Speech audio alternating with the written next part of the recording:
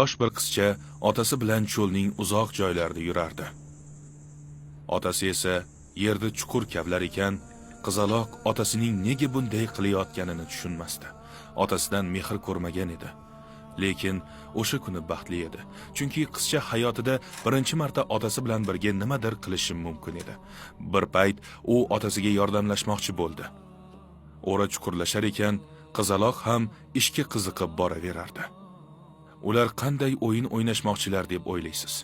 Endi nima bo'larkin deb o'ylanib turgan qizchani orqasidan kimdir itarib chuqurga yiqitdi.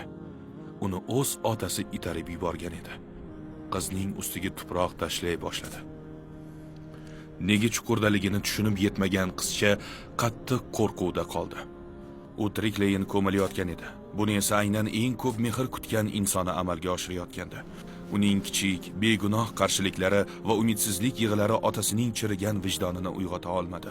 Qizcha o'sha yerda o'lim topdi. Bu bilan u qiz o'z davrining shafqatsizligi ramzi bo'lib qolmoqda. Biz uchun tasavvur qilish qiyin bo'lgan ushbu qo'rqinchli manzara islomdan avval johiliyat davrida Arab yarimorolida yuz bergan. U paytlari qiz farzandga or nomus deb qaralgan. Uning otasi kun kelib u turmushga chiqib merosimizni begona qo'liga topshiradi. berdi. Ushbu buzuq e'tiqodlar sabab yosh qizlar o'lib ketishardi yoki eng kamida otasining mehrini umuman ko'rmay voyaga yetishardi. Lekin bu bilan to'xtamadi. Qiz voyaga yetib turmushga chiqsa ham baribir keraksiz deb qaralgan. Agar er o'lib, bolalari yetim qolsa, istalgan kishi kelib, ayolning uyini o'ziniki qilib olishi mumkin edi. Bu g'amxo'rlik uchun emasdi, chunki o'sha odam uydagi hamma narsaga egalik qilardi. Pul, mol-mulk, hatto oilaning o'ziga ham. Bor budini tortib olgani yetmaganidek, ularga xuddi qulga qilgan muomalani qilishardi. Ular orzulardan, hayotlardan mahrum qilinardi. Ular xuddi o'yinchoq kabi edi. Bundan ham yomoni, yetim qolgan bolalarni ham, beva ayolning ham yonini oladigan kishi yo'q edi. Qanday qilib ota o'z farzandini o'ldirishi mumkin? Faqat qizlar emas, ba'zilar boqishda qiynalib qolaman deb o'z chaqaloqlarini ham o'ldirishardi. O'sha davrda ona bo'lishni o'ylab ko'ring. Bolangiz tug'ilishini sabr bilan kutasiz, tushlaringizda ko'rasiz. Tug'ilgach esa o'z otasi tomonidan tortib olinib o'limga mahkum etilsa, onalarning ishlari ezilardi, ammo qo'llaridan hech nima kelmasdi. Ularning tuyg'ulari bilan birovning ishi ham bo'lmagan, axir ularning qadr-qimmati ham bo'lmagan-ku. Faqat shu bilan cheklanmasdi. Qabilalar o'rtasida tez-tez qon to'kilardi. Biror qabiladan kimdir o'ldirilsa, bunga nisbatan na adolat, na qonun bor edi. Dushman qabilasidagi har bir odam xavf ostida yashardi. Istalgan vaqtda ogohlantirishsiz o'ldirilishi mumkin edi. Atrofdagi ishlarga aloqasi bo'lmagan yoshgina go'dak otasidan ayrilishi mumkin edi. Otasiz voyaga yetib, dushman qabilasiga nisbatan qattiq nafrat bilan voyaga yetardi. Xullas, qotillik davom etaverardi. Hech kim uni to'xtata olmasdi. Adolat yo'q edi. Yuraklar toshga aylangandi. Odamlar o'z nafsiga qul bo'lgandi. Yagona maqsadlari nimani istasalar shunga ega bo'lish edi. Ichkilik, qimorbozlik, yolg'onchilik, o'g'irlik, zino, zulm, har turli jinoyatlar hukm surardi. Quyosh yorqin porlab tursa-da, insonlarning qalbi qop-qora zulmatga cho'mgan edi. U qancha qoraygani sari quyosh nuri qanchalik yorqinligi ayon bo'lardi. Shu sabab Qur'on avvalo o'z nurini mana shu odamlarga sochdi va ularni johillikdan qutqardi. Payg'ambarlarning eng so'nggisi mana shu yerlardan chiqishi kerak edi. U butun olamlarga rahmat bo'ladi. Makkaning o'ziga xos jihati, u Arab yarimorolining qoq markazida joylashgan. Boshqa hududlardan ajralib turardi. Ko'p savdolar shu yerda bo'lardi. Arabistonning har yeridan karvonlar kelardi. U savdo tarmog'ining markazi edi. Bu yerdagi har qanday yangilik atrofga tez tarqalar edi. 6 oy deganda yon atrofdagi imperiyalarga ham yetib borardi. Hech qaysi hududning bu qadar katta ahamiyati yo'q edi. Eng qizig'i shundaki, Makka shahri atrofdagi qabilalar va imperiyalar hujumidan xoli saqlangan edi. Har tomonlama bu joy so'nggi payg'ambar uchun mukammal joy edi. Alloh barcha yo'llar kesib o'tadigan Makkani tanladi. Bu joyga uning elchisi kelishi kerak edi. Bulardan ham tashqari Makkaning mashhurligiga yana bir sabab bor. Arablar uchun ajdodlar ulug' o'ringa ega. Bu shahar esa ularning eng katta otalari bo'lmish Ibrohim alayhissalom ramzi edi. U Ka'bani qurgan payg'ambarlardan. Ota-bobolaridan qolgan ushbu uyni barcha arablar hurmat qilishardi. Ammo ulardan turmush tarzlarida Ibrohim alayhissalomning nimasi qolgan deb so'rasangiz, bunga javob yo'q. Faqatgina muqaddas amal haj qolgan edi. Bu ham milliy urf-odatga aylantirib yuborilgan. Birin-ketin uning asl mohiyati johiliyat odamlari tomonidan buzilgan edi. Ba'zi odamlar Ka'bani libos kiymay tavof qilishardi.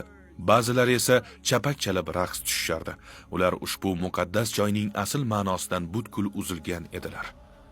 Ibrohim alayhissalom butga sig'inganlarga qarshi qattiq jang qilganlar. Endi u kishi qurgan Ka'ba esa 360 ta but sanamlar bilan to'ldirilgan. Ularning eng mashhurlari Lot, Manot, Uzzo va Hubal edi. Odamlar Allohga faqat nomigagina ishonardi xolos. Uning barcha ism sifatlari, rahmati, koinot uzra cheksiz qudrati barchasi ma'budlarga taqaldi. Shaharda hamma butlarga sig'inganmi? Muhammad alayhissalom ham sig'inganlarmi? Hech qachon. Ibrohim alayhissalom o'tganlarga asrlar bo'lgan bo'lsa ham bir necha kishilar u zotdan qolgan dinga amal qilib yurishardi. Faqat Allohga sig'inib qolgan ma'budlarni rad etadiganlar juda ham oz edi. Ularning mana shu iymonlari risolat kelgunga qadar yo'ldan adashmasliklari uchun edi. Allohning payg'ambari ham ulardan biri edi. Budlarga sig'inishni yoqtirmaganlar, ammo boshqalarni bu ishni qilishdan ham to'xtatmaganlar. U paytlari mana shunday maqomda bo'lish muhim edi.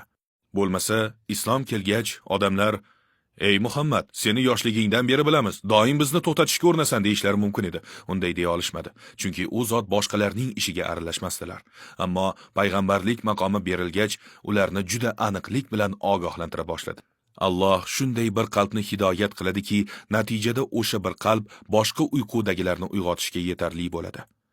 Endi hikoyamizda kelgan joyimizga qaytsak, payg'ambar alayhissalomning 35 yoshlari. Bir kuni Ka'ba yonida baqir-chaqir boshlandi. Toshni faqat biz qo'yishga haqlimiz. Tushunyapsanmi biz?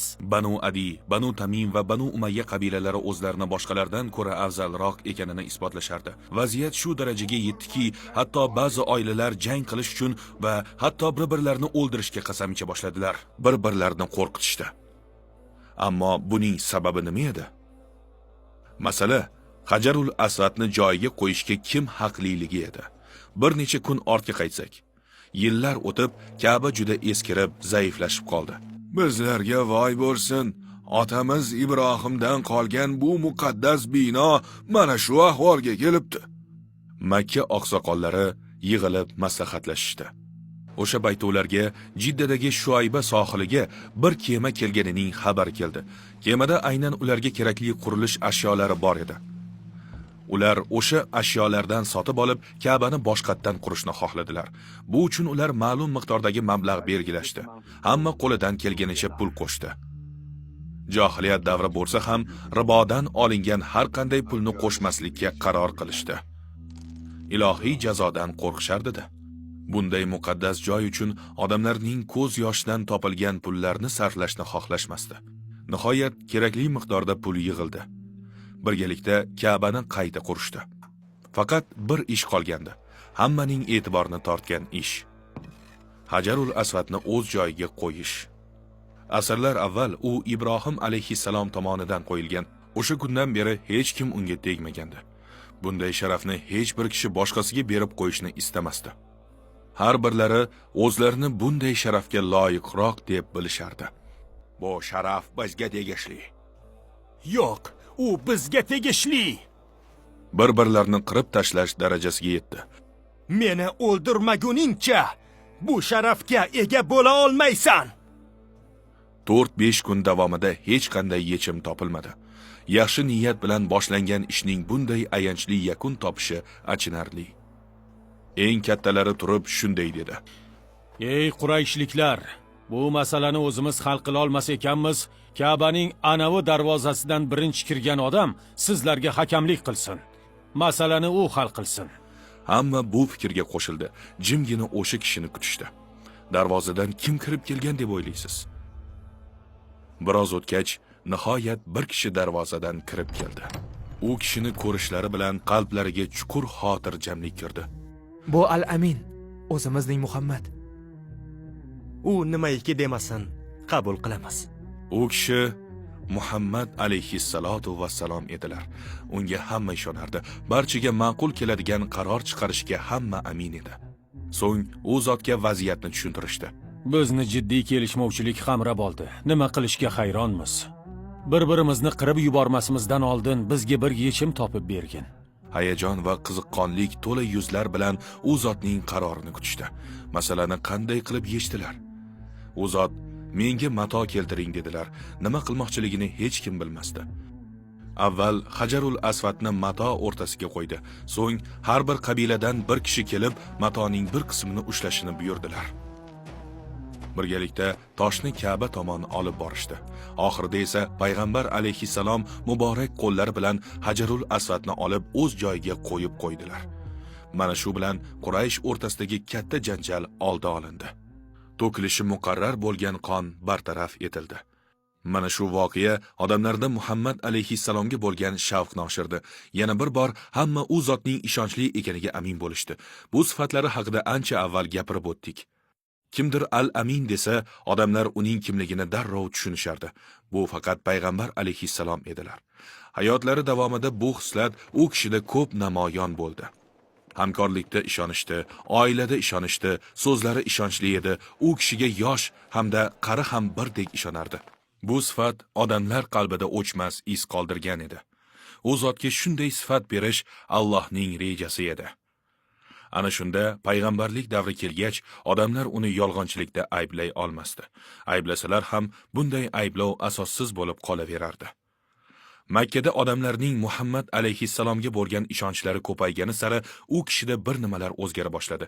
Kundan kunga yolg'iz qolishni istardilar. O'zlarini odamlardan olib qochardilar.